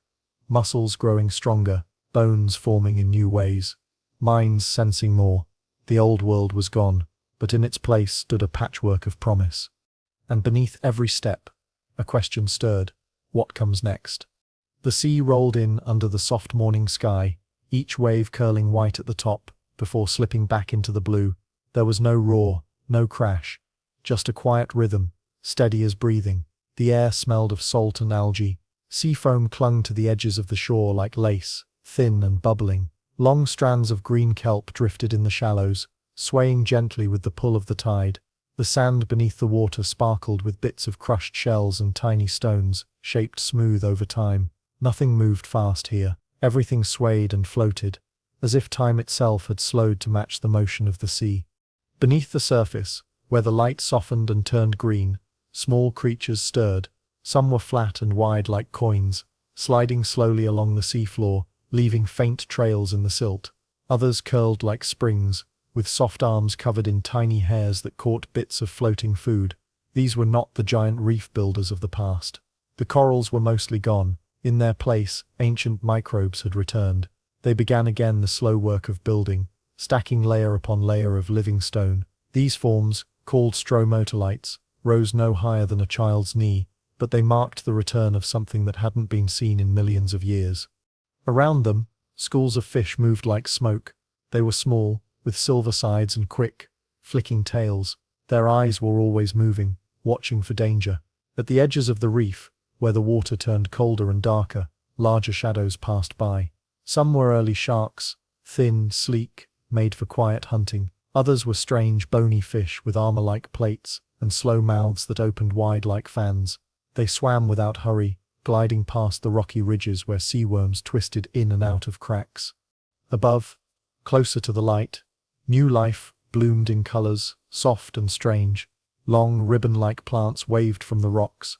Pale pink and dull red algae grew in mats across the stones. They covered everything: sand, shells, even dead creatures. These plants didn't need strong sunlight. They made do with what reached the lower levels, turning dim light into energy, helping to feed the hungry world around them. Tiny crustaceans scurried across the sandy bottom. They looked like bugs with hard shells and legs that clicked when they walked. Some dug holes to hide in. Others chased after even smaller prey. One kind had long, thin feelers that waved through the water, searching for movement. Another had claws the size of pinheads, sharp and fast. They snapped at anything that came too close. The ocean was no longer quiet. It hummed, it stirred, it breathed. It was not loud, but it was alive. With every tide, more creatures came. With every season, more colors appeared. New shapes, new sizes, new ways to eat. swim, and hide. The sea, once still and empty, was becoming busy again. On the shoreline, flat rocks stretched out like puzzle pieces. Tidal pools formed in their cracks, catching bits of water left behind by the waves. Inside these pools, life thrived. Star-shaped creatures clung to the sides, their arms moving slowly in search of food. Little fish, no longer than a finger, darted between shadows. Snails with spiral shells inched along the edges, leaving thin silver trails behind them. Barnacles clung to the rocks, hard as stone, opening only when the water washed over them. Crabs skittered sideways, their legs clicking. Some were round and smooth, others sharp and spiky. They poked at the wet sand, turned over stones, and sometimes fought with each other for space. Their eyes perched on stalks, moving in all directions. They didn't just live in the tide, they ruled it. Every inch of space mattered. Every shell could be a hiding spot. Every shadow could hold food. At night, the sea changed again. The moonlight turned the water silver. Waves became quieter. Some animals slept. Others woke. A glowing jellyfish drifted by, pulsing softly with blue light. Tiny creatures followed in its wake, drawn to its glow. Bioluminescence. Light, made by life, was returning to the ocean. Faint flashes of green and blue blinked in the deep water, like stars beneath the sea. These lights were more than beautiful. They were signals, warnings, invitations, ways to survive in the dark. The ocean's chemistry had also shifted. Oxygen, once stripped from the water during the Great Dying, was coming back. Slowly, but surely, it let fish swim deeper. It let new kinds of plants grow in new places. It made room for bigger animals, ones that could move faster, chase harder, and explore farther. The seas were no longer choking. They were breathing again. One early morning, just as the sun began to rise, a long shadow passed over the shallows. It moved slowly, its back curving above the water, then dipping below. It was a swimming reptile, long, slender, with flippers instead of feet. Its body rippled as it moved, its head held low, scanning for food. It did not come from the sea, but it lived there now. It had once walked the land, but found something better in the waves. It could move faster here. It could feed without fear. It could disappear into the blue whenever danger came. It wasn't alone. Others followed. Some had broad bodies like turtles. Others were shaped like snakes. One had long jaws filled with sharp teeth. They weren't the rulers of the ocean yet, but they were learning. Every dive, every hunt, every egg laid in the sand brought them closer to what they would become. The ocean floor, once grey and lifeless, was now a patchwork of color and motion. Red algae, green grasses, yellow sponges, black shells, blue crabs. It was not the same sea it had been before the dying. That world was gone, but this one was real, and it was growing. The ocean had taken the longest to heal. The gases had choked it. The heat had boiled it. The strange bacteria had made it deadly. But even here, life found a way to return. Not in one big moment. In millions of tiny ones. Every bubble, every ripple, every new baby crab was proof. The sea was not silent anymore. It was singing. The morning began with a soft hiss. Steam rising from a crack in the dry red earth. The ground here was still healing. Even though millions of years had passed since the Great Dying, the scars ran deep. The land still whispered its past in every sharp ridge, every bent tree, every patch of black stone buried beneath dry soil. Yet, even in this quiet, broken place, life had returned. It walked with careful feet and watched with bright eyes. In the far distance, under a pale sky, something large moved between the trees. The creature's tail dragged behind it, leaving a wide trail through the fallen leaves. Its feet made no sound, padded and slow, each toe spread wide to balance on the soft ground. Its body was heavy, over a meter tall at the hip, maybe 2 meters long, but it moved with a smooth, almost cat-like grace. Its head was narrow, with large nostrils and forward-facing eyes.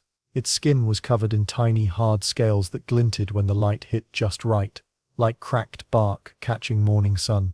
This was not a leftover from the past. This was something new. This was one of the early archosaurs. It stopped near a stream, its chest rising and falling with deep breaths. Water trickled over smooth rocks, clear and cool. The archosaur lowered its head to drink.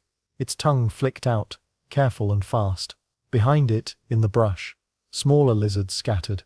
They knew their place. They had survived the last extinction by hiding, by staying small, by moving quickly. But this one, the Archosaur, did not need to hide. It watched the world as if it belonged here, as if it was already the ruler of this space.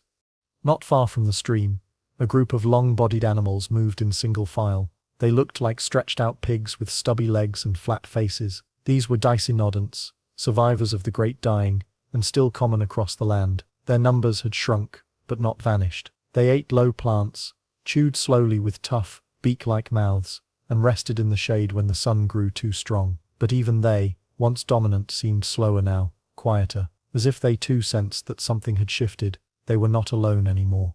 The air was warm and dry, but not lifeless.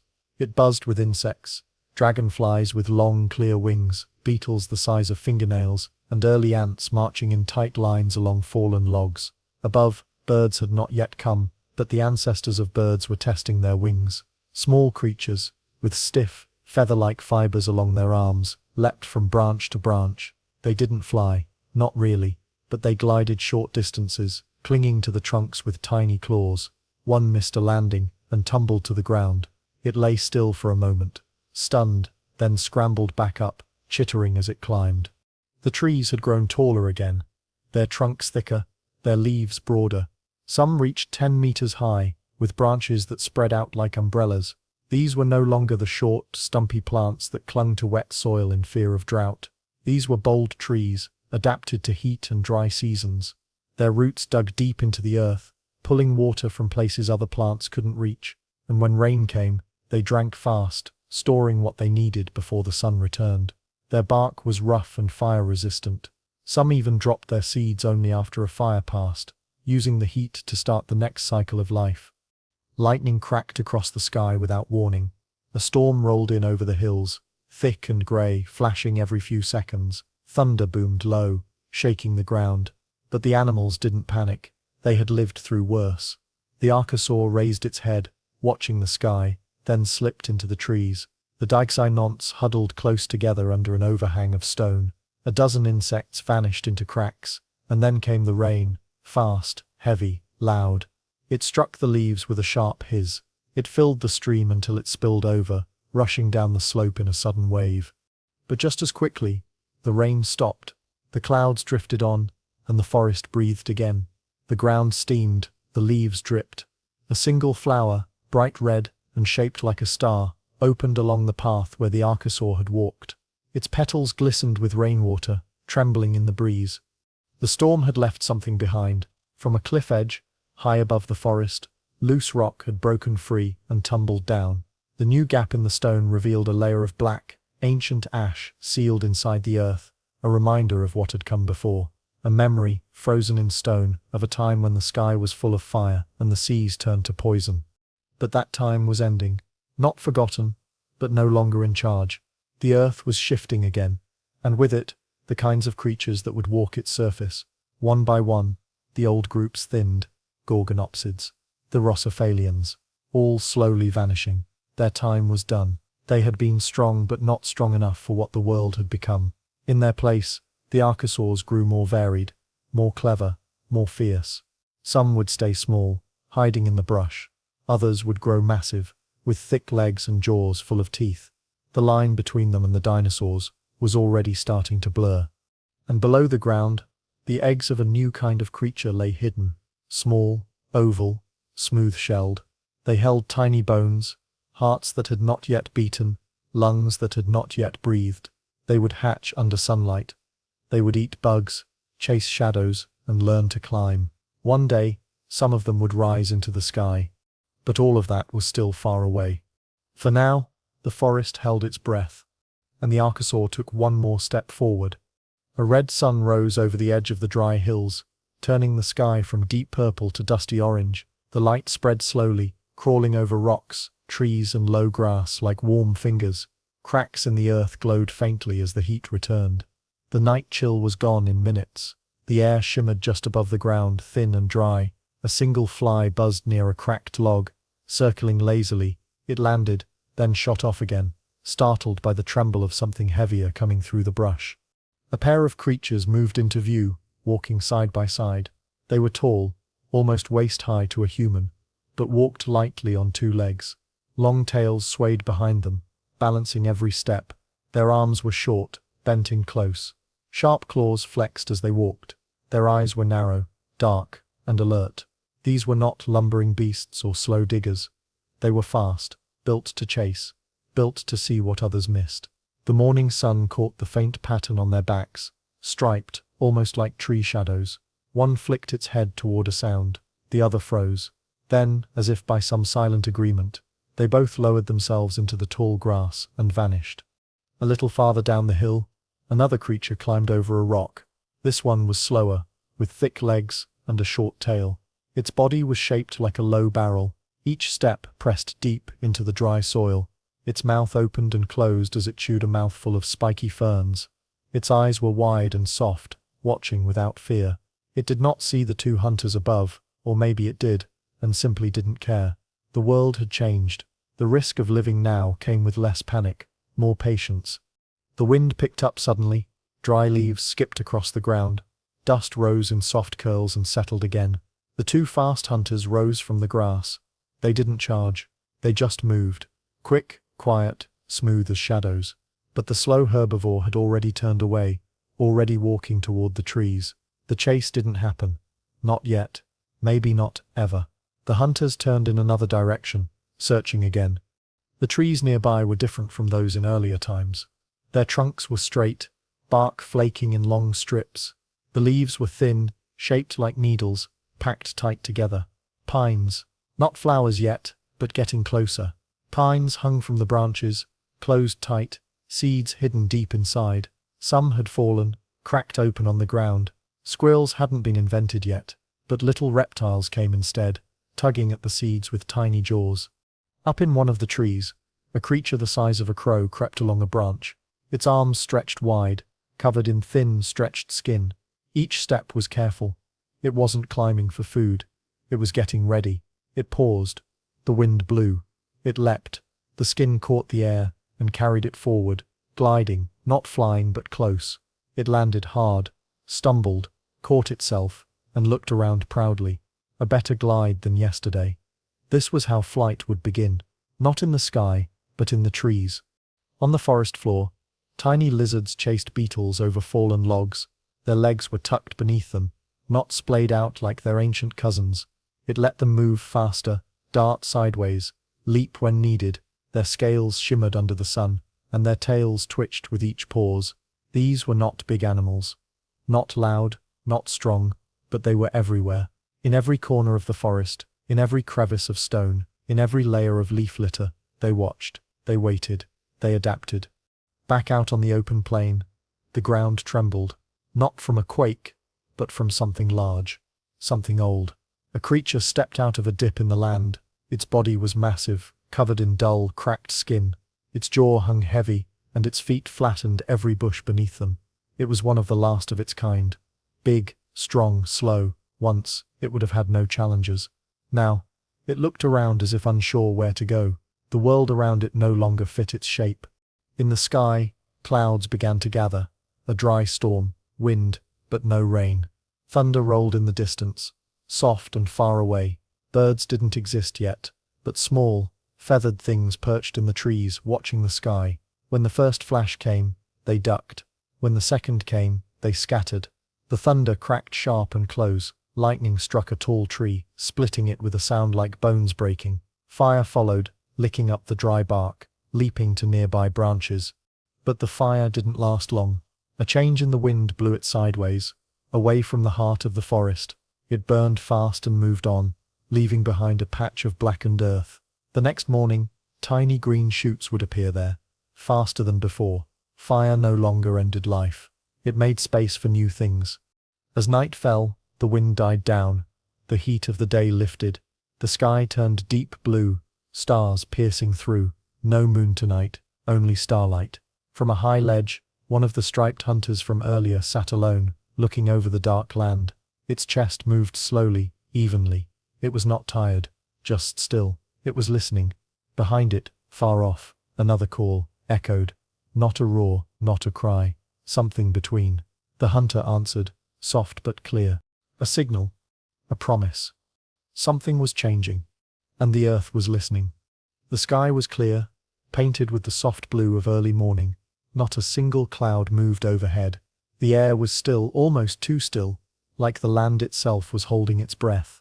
Thin mist clung to the ground in low patches, curling around boulders and trees, drifting like forgotten smoke. The ground here was flat and wide, covered in short brown grasses that crackled underfoot. Far in the distance, hills rose like sleeping giants, their backs smooth and silent. It looked peaceful, but something was stirring beneath that quiet. A deep rumble echoed through the earth. It wasn't loud, but it was steady, like a drumbeat from below. Insects stopped buzzing. Birds, no, not quite birds yet, but their ancestors fell silent. The animals froze. Even the wind seemed unsure whether to move. The rumble grew, rocks shifted, a dry riverbed cracked open along its edges. Something old, something buried, was beginning to move again. The earth here had changed before. It remembered fire.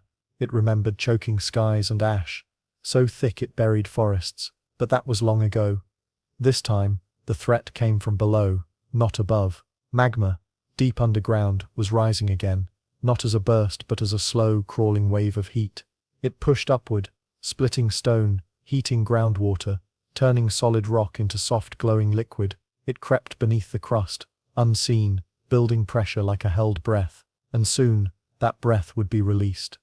Above, life continued, barely sensing what was coming. A pair of small, two-legged reptiles chased one another near a fallen tree. Their claws clicked softly on the hard soil. They weren't playing, they were practicing. Every chase taught them to turn faster, leap farther. They didn't know it, but these games of speed and balance were shaping something much bigger. Inside their bones, hollow spaces were forming. Inside their lungs, new patterns of airflow were beginning. They were preparing for a world that hadn't arrived yet. Near a shallow pool, a strange creature bent down to drink. It looked like a lizard but longer, with webbed feet and a paddle-shaped tail. It swam well, but also walked on land. Its eyes were set high on its head, like a crocodile. As it sipped, tiny waves spread out in circles, touching the edges of the mud where dragonflies rested. One dragonfly took off suddenly, its wings making a faint buzzing hum like paper rubbed between fingers. It didn't fly far before the wind caught it and pulled it sideways. The wind. It had returned. But it didn't feel the same. It came with dry heat and a sharp smell like sulfur and metal mixed together. The trees bent slightly, leaves twisted, insects hid again. In the far hills a thin line of smoke curled up into the sky, so faint it could be missed. But it was there, and it was growing. The first eruption wasn't large, just a burst of black ash and rock from a vent that hadn't opened in millions of years. The noise reached the plains with a low growl. Animals flinched but didn't run. They had no memory of this sound. They didn't know it meant more was coming. Another burst followed, stronger this time, throwing hot ash into the air. The sky above the hills darkened slightly, not like the blackouts of the Great Dying, but enough to shade the sun. The reptiles by the fallen tree stopped their chase. One lifted its head. It sniffed the air, then looked toward the hills. It took a step back, not from fear, but something deeper. A pull, a sense that the ground no longer felt steady. Back near the shallow pool, the swimmer had vanished. Only ripples remained. In the grass nearby, frogs croaked once, then fell silent. Farther off, the wide-footed herbivores, descendants of Dicenotants, shifted nervously in the open. One began to walk, slowly at first, then faster. The others followed, not knowing why, only that it felt right to move. The third eruption came just after sunset. This time, fire joined the ash. It lit the sky orange and red, painting shadows across the plains. Ash fell like snow, soft and grey, dusting the grass and coating the tops of trees. It didn't choke the air yet, but it filled the lungs with a scratchy, dry taste. Some creatures coughed, others turned toward lower ground, hoping to find clearer air. But not everything fled. In the new cracks forming near the volcano's base, small things crawled, tiny worm-like heat-loving creatures that fed on sulfur and gas. For them, this eruption wasn't a danger. It was a homecoming. Their numbers grew quickly, invisible to the larger world above. Yet they were part of the same story. Night fell completely, but the horizon glowed with a soft orange haze. Stars above seemed to blink less clearly through the veil of ash. The moon rose behind the smoke, pale and slow. It cast long shadows from trees that now stood quieter than before.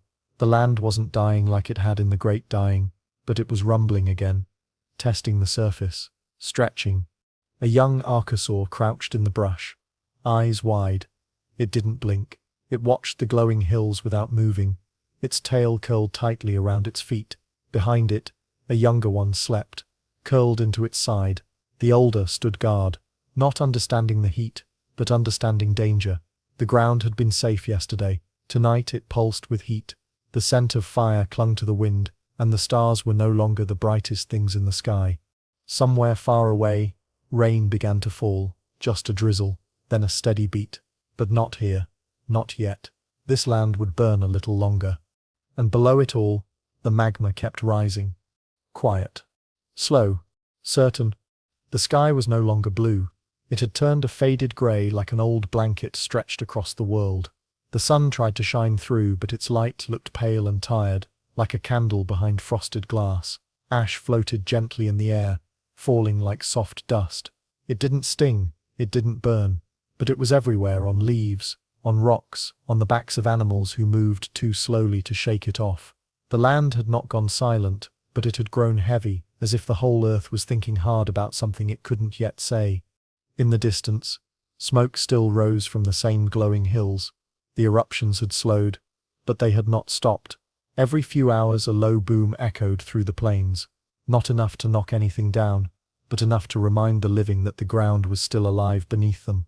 It breathed differently now, slower, hotter, more careful, like a giant trying not to wake anyone just yet. Closer to the forest's edge, a group of tall-legged reptiles picked their way across the cracked soil. They moved in single file, heads low, tails dragging slightly. They didn't rush, they didn't speak. Their thin scales were streaked with lines of grey dust, and their steps made soft, crunching sounds. One of them, the smallest, stopped to sniff a patch of moss that had stayed green. It tilted its head, took a nibble, then moved on without eating more. The moss was still alive, but it didn't taste like it used to. A little farther on, a narrow stream had dried to a trickle.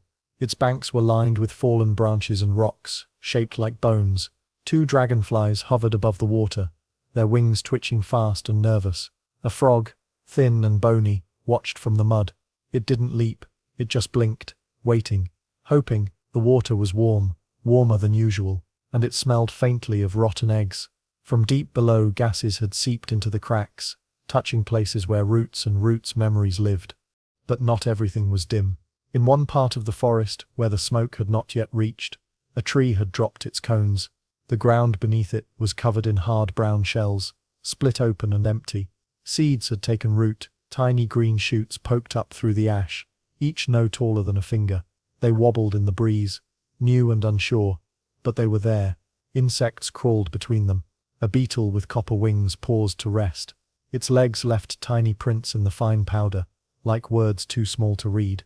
High above, in the branches of an ancient tree, something moved. It was small, no bigger than a squirrel, with long limbs and soft feathers sprouting along its arms and back. It hopped sideways, its head twitching, eyes bright. Then it opened its limbs wide and leapt. It didn't fly, it fell with grace, sailing down in a long glide, catching the wind just enough to land on a lower branch. Its feet gripped the bark tight. It chirped once, proud. This was its home. Not the sky, not the dirt, but the space between. Down below, near a shallow cave, another kind of creature crawled out into the light. It had no feathers. Its skin was dark and smooth. Its eyes were round and large, blinking at the ash as it floated down. It had lived through many days like this, and it would live through many more. It dug into the ground with sharp claws, making a small hole where it could hide again if needed. The cave had kept it safe when the fire rained down. Now it was testing the world, seeing if it was time to come out for good. A soft sound broke the quiet, a distant rumble, not from the hills, but from the sky. Clouds were forming again, but these were not smoke clouds. These were thick, low rain clouds, dark as wet stone. A breeze came with them, cooler, cleaner. The animals felt it first. Heads turned upward, noses lifted. The air smelled different, less ash, more water. And then it began. At first, just a few drops, cold and fat, falling onto dry leaves with a tap. Then more. The wind picked up. The drops became steady. The dust turned to mud. The ash clung to fur and feathers like paint. But the rain kept falling, washing, clearing, renewing. It soaked the cracked ground, filled tiny holes, sent rivers of grey water rushing down small paths. Pools formed. Streams woke up. Trees drank deeply, their roots stretching like arms. Some animals ran to hide. Others stood still and let the rain touch them. One tall reptile tilted its head to the sky and opened its mouth, letting the drops fall in. It didn't move for a long time, just stood there, blinking slowly. The fire had passed. The smoke was fading. The heat was pulling back. The rain was not a storm of fear. It was a welcome, a gift, a soft hand brushing dust from a tired face. By the next morning, the forest looked different. The ground was darker, cleaner. The plants seemed brighter. The ash was mostly gone, tucked into the soil where seeds could grow through it. The hills still glowed now and then, but their anger was quieter, like a beast going back to sleep. One by one, animals returned to the places they had left. The stream was fuller, the air was cooler, the sounds of life began again. Chirps, buzzes, rustles. The world was not as it once was. It never would be, but it was still here. And it was not done. Not even close. The morning felt gentle, not sharp or dry like before. The wind carried a new smell. Wet earth, soft leaves, something green.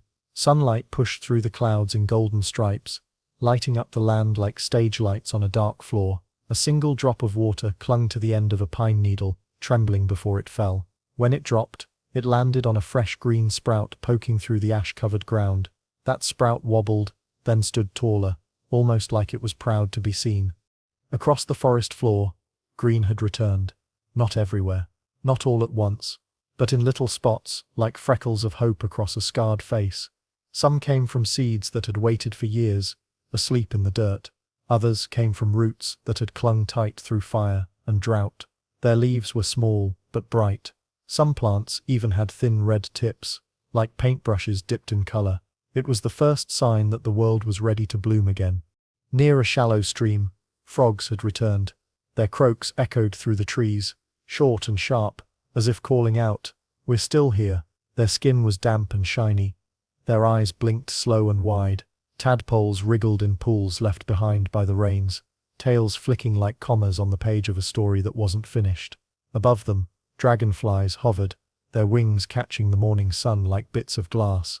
They zipped and looped, dancing in the warm air. In the distance, a lone archosaur moved along the edge of the trees. It walked on two legs, tall and careful, each foot pressing softly into the muddy earth. Its head moved side to side, alert but calm. It had survived the fire. It had survived the ash. Now it moved through a world that was changing again. Its skin was darker now, dusted with old ash, but its eyes were sharp. When it reached the edge of a clearing, it paused, sniffed, then stepped forward into the open. The clearing had changed.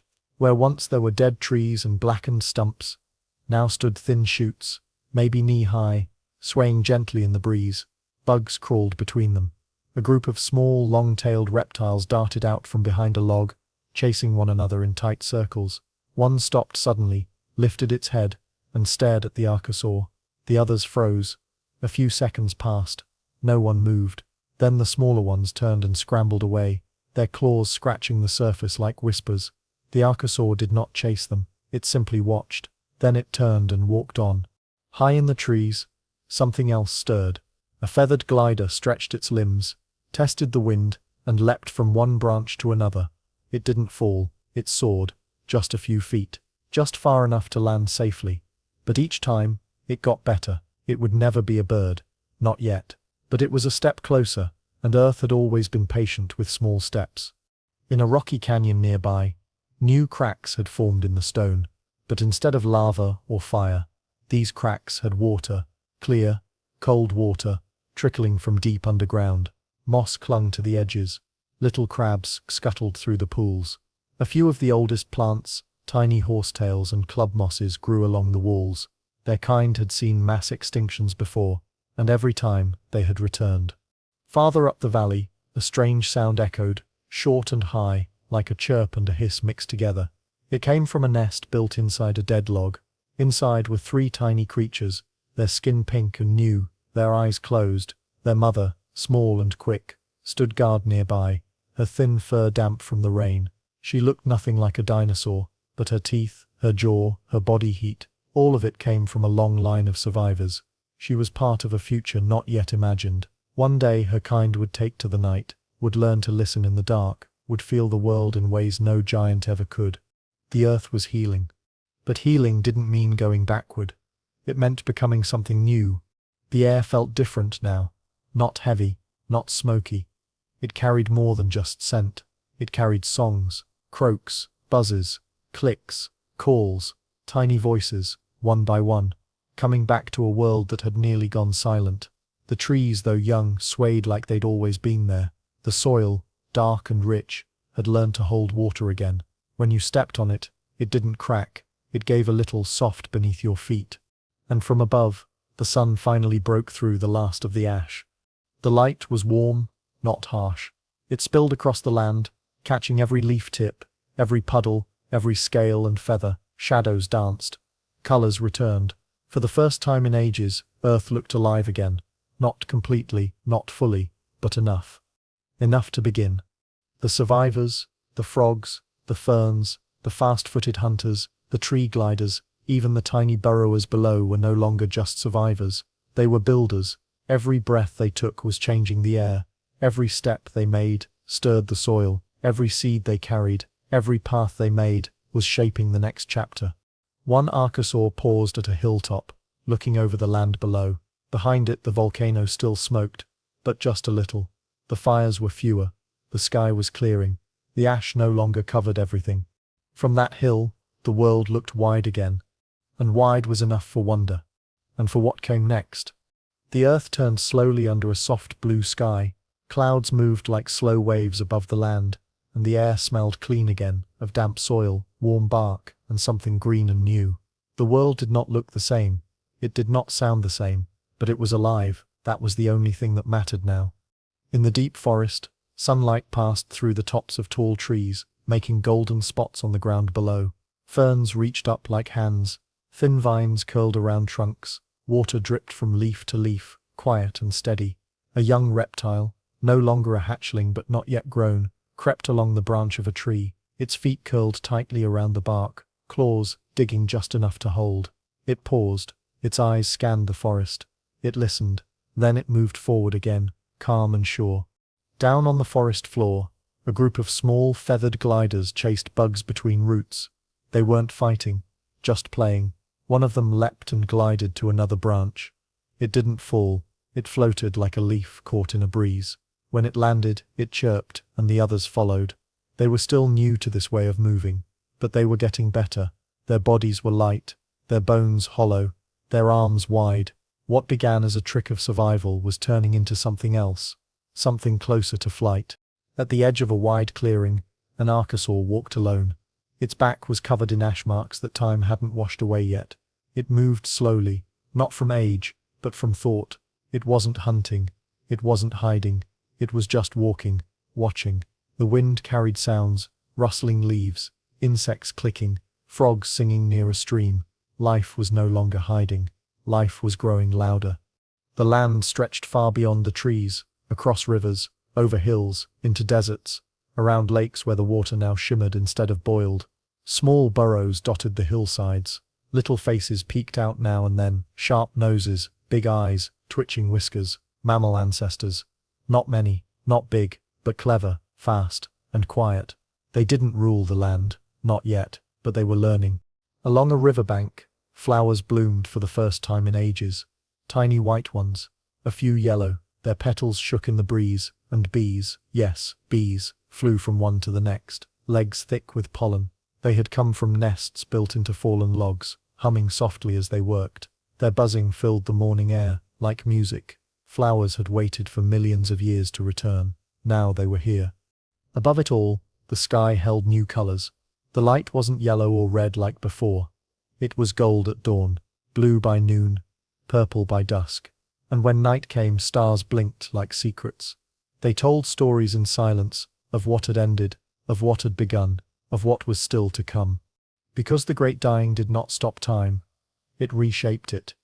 It cleared the board, but it did not erase the rules. Some creatures were gone forever. Their bones rested under stone, their names never spoken by any living mouth, but from what was lost, new shapes had risen.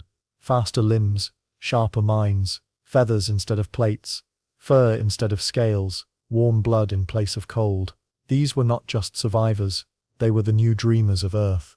And the Earth watched them. Rain came when needed. Not too little, not too much. Volcanoes still smoked, but their fires slept deeper now. The land had cracked and burned and bled, but it had not broken, it had healed. Scarred, yes, but stronger. In the far distance, at the base of an old lava field, green moss covered black rock. A single tree had begun to grow there. Thin trunk, 5 branches, leaves just starting to open. Around its roots, ants marched in thin lines. One carried a leaf 3 times its size.